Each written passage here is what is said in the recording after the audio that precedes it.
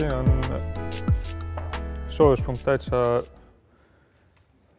nii-öelda teises järgus, et algul on kõik torutöö ja keevitustööd on juba valmistatud siin.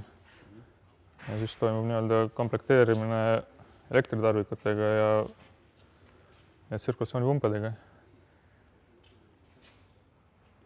Ja isoleerimine loomulikult. Et siin on veel näha, et isoleerimine on just poolik. Ja kui siin isoleeritud saab, siis kohe kõrval näha, et siin toimub siis nüüd kogu juhtmestiku paigaldus ja siin pannakse veel küljeplekid külge, siis saab alles kilbi ja kõik muu sellise ära lõpetada. Rääkis enne midagi, et teil on vana mudel on nüüd seal? Ja see on nüüd uus mudel, mille alles alustasime. Okay. Ja neid on siin, me kasutame seda nii-öelda digitaalset juhtimist, kus muudetakse lihtsalt seda väljundtoimsust.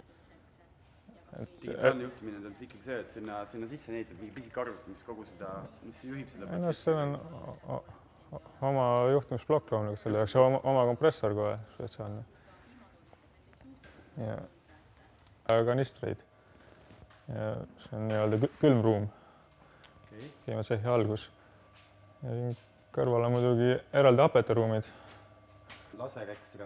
Ei, toodete valik on lai loomulikult, et kõik seebid, pesuvahendid, nõudepesuvahendid, valgendid, pesupulbrid.